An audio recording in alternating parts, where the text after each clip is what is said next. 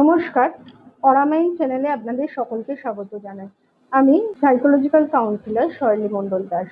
আজকে কথা বলবো যে আপনার বাচ্চা কি প্রচন্ড জেদি, আপনার বাচ্চা কি মুখে মুখে তর্ক করে, অবাধ্যতা আছে আপনার বাচ্চার মধ্যে, বা প্রচন্ড বিরোধিতামূলক কোনো রকম, অর্থাৎ আপনি কিছু বললে সেটা বিরোধিতাও করবেই, এই ধরনের আচরণ কি আপনার বাচ্চার মধ্যে আছে? তাহলে এই সিমটম গুলোকে কোনোভাবেই কিন্তু ইগনোর করবেন না। এগুলো হলো ওডিডির সমস্যা। চলুন দেখে নিই ওডিডি কি। ওডিডি হলো অপোজিশনাল ডিফায়ান্ট ডিসঅর্ডার। এই ডিজিজটা কিন্তু একটি সাইকোলজিক্যাল ডিসঅর্ডার।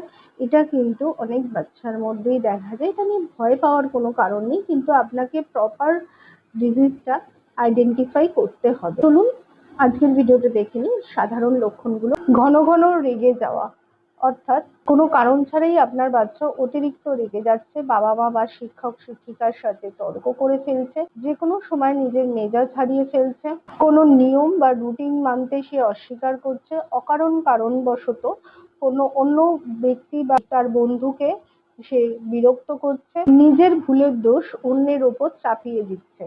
তার মধ্যে কিন্তু বদলা বা প্রতিশোধের আগুন থাকে, অর্থাৎ কেউ যদি কোনো কিছু বলে তাহলে তার প্রতি হঠাৎ রেগে গিয়ে মনে হয় যে তার ক্ষতি চাইবো বা প্রতিশোধ নেব। হয়তো সে কথা শুনতে পাচ্ছে আপনি কিছু বললে, কিন্তু সেটা না শোনার ভান করছে বা অবাধ্যতা প্রচন্ড পরিমাণে করছে, জেদ করছে। আপনি যতই ভালো করে তাকে বোঝানোর চেষ্টা করুন না কেন, সে কিন্তু কোনোভাবেই আপনার কথা শুনছে না।